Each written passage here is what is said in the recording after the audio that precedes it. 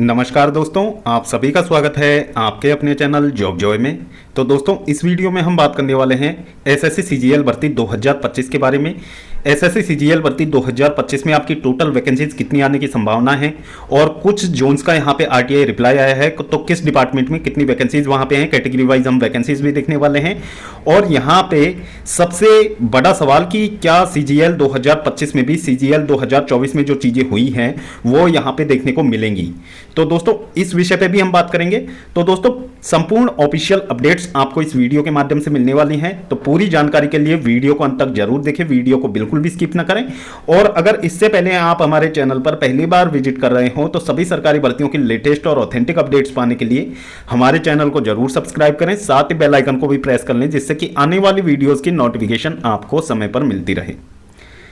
तो दोस्तों, जैसा कि आप सभी को पता है, एसएससी सीजीएल भर्ती 2024 यहाँ पे पूरी तरीके से विवादों में है। बहुत ज़्यादा यहाँ पे विवाद, चाहे वो आप टीयर 1 के रिजल्ट के समय पे आप ले लो, चाहे टीयर 2 के रिजल्ट के समय पे आप ले लो, तो बहुत ज़्यादा यहाँ पे विवाद उत्पन्न हुए हैं और बहुत सारी यहाँ पे गलतियाँ एसएससी की हैं और एग्जाम में कहीं भी पूर्ण रूप से यहाँ पे पारदर्शिता नहीं पाई गई है। अब दोस्तों, सबसे पहले तो हम बात कर लेते हैं कि एसएससी सीजीएल भर्ती 2025 में आपको कितनी वैकेंसीज यहाँ पे देखने को मिल सकती हैं और कुछ जोन्स का जो आरटीआई रिप्लाई आया है वो हम आपके साथ शेयर करने वाले हैं। तो सबसे पहले हम बात कर लेते हैं कि यहां पे दिल्ली जोन में जो जीएसटी इंस्पेक्टर है उसकी कितनी वैकेंसीज आपकी हो सकती हैं। तो जीएसटी इंस्पेक्टर की वैकेंसीज का डेटा हम देखने वाले हैं। तो अभी तक का जो आरटीआई रिप्लाई आया है, तो दिल्ली जोन में जो आपके जीएसटी इंस्पेक्टर की वैकेंसीज हैं, तो दोस्तों कैटेगरी वाइज हम देखने वाले हैं यूआर, ओबीसी, ईडब्ल्यूएस और एससी और एसटी। तो दोस्तों, सभी कैटेगरीज की यहाँ पे वैकेंसीज देखने वाले हैं। तो सबसे पहले हम यूआर की बात कर लेते हैं। तो यहाँ पे जो जीएसटी इंस्पेक्टर की यूआर की वैकेंसीज हैं वो 8 वैकेंसीज हैं अभी तक। और ओबीसी की बात की जाए तो ओबीसी की 5 वैकेंसीज हैं। फिर यहाँ पे बात कर लेते हैं ईडब्ल्यूएस की। तो ईडब्ल्यूएस की 2 वैकेंसीज हैं। और यहाँ पे एससी की बात करें तो एससी की 3 वैकेंसीज हैं और एसटी की 1 वैकेंसी अभी तक रिपोर्ट हुई है। तो दोस्तों, टोटल 19 वैकेंसी जीएसटी इंस्पेक्टर की अभी यहाँ पे दिल्ली में बताई जा रही हैं। फिर यहाँ पे बात कर लेते हैं तो डीए और ऑडिटर सीएजी की हम बात कर लेते हैं, तो कितनी वैकेंसीज हैं। तो दोस्तों, डीए और ऑडिटर सीएजी की यदि बात करें तो सबसे पहले हम डीए की बात कर लेते हैं। तो डीए की यहाँ पे 25 वैकेंसीज हैं। और ऑडिटर सीएजी की यदि बात करें तो ऑडिटर सीएजी की यदि वैकेंसीज की बात कर लेते हैं तो ऑडिटर सीएजी की 250 वैकेंसीज हैं, यानी कि अच्छी खासी संख्या में आपको ये वैकेंसीज देखने को मिलेंगी। इसके बाद में हम बात कर लेते हैं यहाँ पे इनकम टैक्स इंस्पेक्टर की। तो दोस्तों, इनकम टैक्स इंस्पेक्टर की यदि चेन्नई जोन की यदि हम बात करें तो चेन्नई जोन में आपको इनकम टैक्स इंस्पेक्टर की कितनी वैकेंसीज यहाँ पे देखने को मिल सकती हैं। तो दोस्तों, चेन्नई जोन में यदि हम बात करें इनकम टैक्स इंस्पेक्टर की, तो दोस्तों यहाँ पे यूआर, ओबीसी, ईडब्ल्यूएस और एससी और एसटी कैटेगरी की हम बात करेंगे। तो दोस्तों, चेन्नई जोन की बात हो रही है। यहाँ पे चेन्नई जोन में यूआर की 15 वैकेंसीज हैं। इसके बाद में ओबीसी की 19 वैकेंसीज हैं। और फिर यहाँ पे बात करेंगे ओबीसी की 9 वैकेंसीज हैं।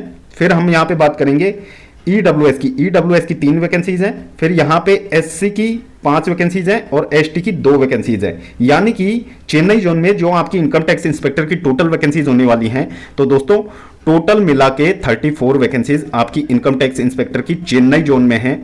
तो ये अभी तक का जो आरटीआई रिप्लाई है उसमें ये चीज़ें निकल के सामने आई हैं। इसके बाद में बात कर लेते हैं ऑफिस सुपरिटेंडेंट की। तो दोस्तों, ऑफिस सुपरिटेंडेंट की अच्छी खासी वैकेंसीज आपको सभी जोन्स में इस बार देखने को मिल जाएंगी, क्योंकि पहली बार ये पद इस बार एसएससी के थ्रू यहाँ पे रिक्रूट होनी है इस पोस्ट पे। तो अच्छी खासी संख्या में आपको वैकेंसीज देखने को मिल सकती हैं। तो दोस्तों, यहाँ पे चेन्नई जोन की बात करें ऑफिस सुपरिटेंडेंट की, तो दोस्तों चेन्नई जोन में इसके लिए यूआर की 196 वैकेंसीज हैं। फिर यहाँ पे ओबीसी की बात की जाए तो ओबीसी की 128 वैकेंसीज हैं।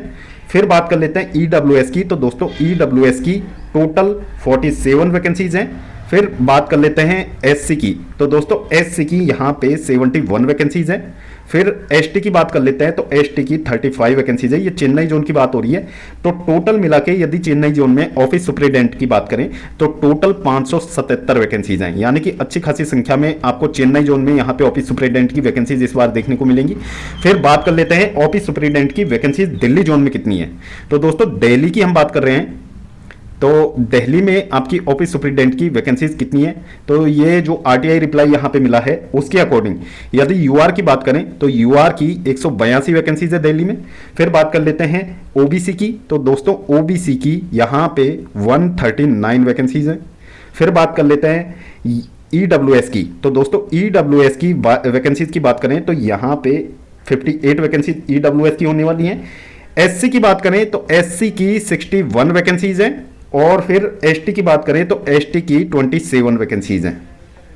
तो टोटल यदि दिल्ली जोन में हम ऑफिस सुपरिटेंडेंट की बात करें तो 467 वैकेंसीज आपको ऑफिस सुपरिटेंडेंट की देखने को मिलेंगी। तो दोस्तों कुल मिलाकर कहने की बात यह है कि एसएससी सीजीएल भर्ती 2025 में भी आपको अच्छी खासी संख्या में वैकेंसीज देखने को मिल सकती हैं। इसके अलावा पीएएसए की बात करें तो पीएएसए की भी वैकेंसीज आपको अच्छी खासी संख्या में देखने को मिलने वाली हैं सीजीएल 2025 में।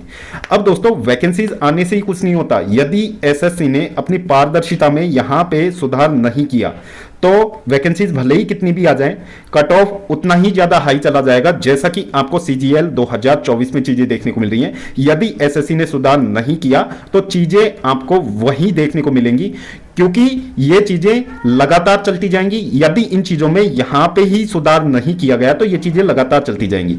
तो एसएससी से हमारा अनुरोध ये है कि आप वैकेंसीज भले ही 10,000 निकाल दीजिए, लेकिन चीजों को आप पूर्णतः पारदर्शिता से कीजिए।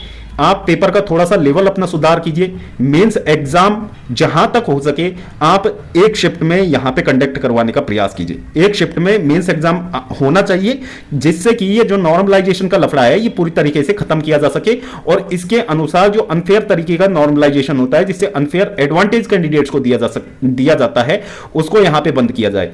तो दोस्तों एसएससी सीजीएल भर्ती 2025 की हम वैकेंसीज की बात करें तो आपकी 10,000 से 15,000 तक आपको वैकेंसीज देखने को मिल सकती है। अब दोस्तों यहां पे एक चीज का डर यह है कि जब इतनी संख्या में वैकेंसीज आएंगी तो एसएससी यहां पे टीयर 1 में यदि 10 गुना कैंडिडेट्स को पास करती है, 10 गुना कैंडिडेट्स को यदि एसएससी पास करती है तो एसएससी में जो टीयर 2 में बैठने वाले कैंडिडेट्स की संख्या 1 लाख से ऊपर जाएगी। तो यदि इसमें 9 गुना भी लेते हैं तो एसएससी में जो मेंस में बैठने वाले कैंडिडेट्स की संख्या 1 लाख से ऊपर जाएगी। अब एसएससी यहां पे भी डबल शिफ्ट या फिर ट्रिपल शिफ्ट में एग्जाम कंडक्ट करवाएगा मेंस का, तो ये चीजें गलत है। जैसा कि इस बार देखने को मिला था कि दोनों ही शिफ्ट में जो पेपर का लेवल बिल्कुल समान नहीं था, और उसमें इस तरीके का जो नॉर्मलाइजेशन किया गया था कि 9 से 10 क्वेश्चंस आप गलत डाल दे रहे हैं एक ही शिफ्ट में। तो एक शिफ्ट में 9 क्वेश्चंस गलत थे, एक शिफ्ट में 10 क्वेश्चंस गलत थे, और जो कि एसएससी सीजीएल मेंस जैसे एग्जाम में इतने क्वेश्चन सामने गलत डाले तो काफी सारे पढ़ने वाले जो कैंडिडेट्स थे, जो मेहनती कैंडिडेट्स थे, वो तो सिलेक्शन की रेस से वैसे ही बाहर हो जाते हैं, क्योंकि उनके ये 10 क्वेश्चन सही होंगे। और यदि आपने मेंस में उनके मार्क्स घटा दिए तो ये तो उनका यहां पे पूरी तरीके से आपने उनकी पूरी मेहनत पे पानी फेर दिया। तो ये चीजें नहीं होनी चाहिए। बैंकिंग की तरह आप भले ही अलग अलग शिफ्टों में यहां पे मेंस कंडक्ट करवा लीजिए, लेकिन पेपर का लेवल आप बराबर रखिए, या फिर 1 से 1.5 लाख यानी कि 2 लाख तक कैंडिडेट्स यदि आप लेते भी हो तो ऑल ओवर इंडिया एक शिफ्ट में एग्जाम करवा पाना कोई नामुमकिन बात नहीं है।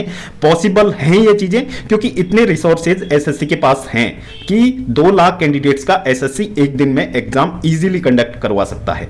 तो ये हमारा एसएससी से अनुरोध रहेगा, और इन चीजों में सुधार होना ही चाहिए। और यहां पे सबसे बड़ी बात कि जब आप रिजल्ट देते हो, जैसा कि इस बार टीयर 1 के रिजल्ट में देखने को मिला था कि जो जेएसओ के कैंडिडेट्स थे उनको भी आपने लिस्ट 3rd में रखा था, यानी कि उनको अलग नहीं किया था, और वे कैंडिडेट्स आगे भी मेंस एग्जाम में बैठे थे। तो मेंस एग्जाम में ऑल अदर पोस्ट के लिए जो एग्जाम हुआ था जेएसओ के अलावा, उसके लिए भी वो कैंडिडेट्स अपीयर हुए थे, तो वो भी कट ऑफ बढ़ने का एक कारण है। अब आगे उन कैंडिडेट्स को आप बाहर करते हो या फिर उनको आप ज्वाइनिंग दे देते हो, तो ये चीजें पब्लिक डोमेन से बाहर हैं, इन चीजों का हमें कोई पता नहीं चलेगा।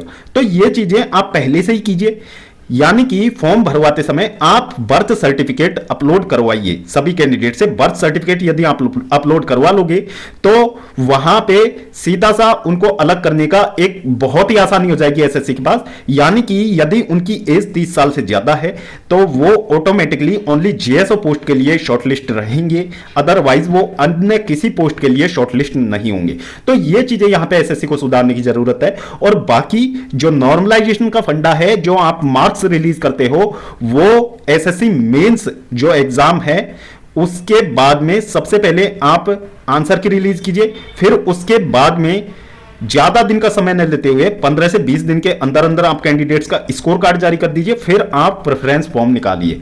इससे भी काफी सारी सीट्स यहां पे बर्बाद होने से बचेंगी और कैंडिडेट्स अपने मार्क्स के अकॉर्डिंग पोस्ट चुनेंगे, तो वो चीजें यहां पे काफी ज्यादा सही हो जाएंगी। और जो नॉर्मलाइजेशन होता है तो कैंडिडेट्स के मार्क्स आप पब्लिकली जारी कीजिए, जिससे कि एग्जैक्ट में पता लग पाए कि किस कैंडिडेट्स के कितने मार्क्स बढ़े हैं और उसका एग्जाम किस शिफ्ट में था, किस सेंटर पे एग्जाम था। तो वो चीजें यहां पे एक्चुअल में पता लगनी चाहिए, जिससे कि ये पता लग पाए कि आपके नॉर्मलाइजेशन फॉर्मूले में पारदर्शिता है या नहीं। तो ये चीजें यहां पे होनी चाहिए। बाकी सीजीएल 2025 की जो कैंडिडेट्स तैयारी कर रहे हैं, तो दोस्तों इन चीजों का यहां से ही सुधार होना चाहिए, क्योंकि आपको भी उन कैंडिडेट्स का साथ देना चाहिए जिनके साथ सीजीएल 2024 में गलत हुआ है, जो अनफेयर तरीके से बाहर हो गए हैं। यदि आप उनको अभी अनदेखा कर रहे हैं तो सीजीएल 2025 में आप तैयारी कर रहे हो तो ये चीजें आपको वहां पे भी देखने को मिलेंगी। और काफी सारे कैंडिडेट्स कमेंट बॉक्स में आके इस तरह की चीजें बोलते हैं कि कुछ नहीं हो सकता या फिर जो एसएससी ने कर दिया वही होगा, तो ऐसा कुछ नहीं है। यदि यहां पे कैंडिडेट्स एकजुट होके इसके खिलाफ आवाज उठाएं तो एसएससी कोई इतना बड़ा तोप नहीं है जो कि कैंडिडेट्स की बातें नहीं मानेगा या फिर कोर्ट के जो ऑर्डर्स आते हैं उनकी पालना नहीं करेगा। तो सबसे मेन चीज कैंडिडेट्स को एक साथ होना चाहिए और यहां पे एसएससी में बहुत ज्यादा रिफॉर्म्स की आवश्यकता है। यदि एक पारदर्शी रूप से यहां पे भर्ती प्रोसेस पूरा होना है तो यहां पे बहुत ज्यादा जरूरत है एसएससी को यहां पे सुधार की, तभी जाके मेहनती कैंडिडेट्स को पोस्ट मिल पाएगी। अदरवाइज इसी तरीके की चीजें अभी ये 2024 में इस लेवल पे ये चीजें हुई हैं, 2025 में यदि इस पे सुधार नहीं हुआ तो ये बड़े लेवल पे होंगी और बहुत सारे और भी कैंडिडेट्स के साथ में गलत होगा। तो ये चीजें हैं। बाकी एसएससी सीजीएल 2025 में भी आपको अच्छी खासी वैकेंसीज देखने को मिल सकती हैं और ये संभावना है। बाकी नोटिफिकेशन जब जारी होगा तो उसमें एग्जैक्ट पता लग पाएगा कि कितनी वैकेंसीज पे इस बार नोटिफिकेशन जारी हुआ है। तो दोस्तों होपफुली आपको वीडियो पसंद आया होगा, वीडियो इंफॉर्मेटिव लगा हो तो वीडियो को लाइक करें, अपने दोस्तों के साथ जरूर शेयर करें। और अगर इससे पहले आप हमारे चैनल पर पहली बार विजिट कर रहे हो तो सभी सरकारी भर्तियों की लेटेस्ट और ऑथेंटिक अपडेट्स पाने के लिए चैनल को जरूर सब्सक्राइब करें, साथ ही बेल आइकन को भी प्रेस कर ले जिससे कि आने वाली वीडियोस की नोटिफिकेशन आपको समय पर मिलती रहे। तो दोस्तों इस वीडियो में फिलहाल इतना ही, जल्द मिलते हैं एक और नई सरकारी भर्ती की लेटेस्ट और ऑथेंटिक अपडेट के साथ। तब तक के लिए स्वस्थ रहें, तंदुरुस्त रहें और अपनी फ्यूचर एग्जाम्स की प्रिपरेशंस को जारी रखें।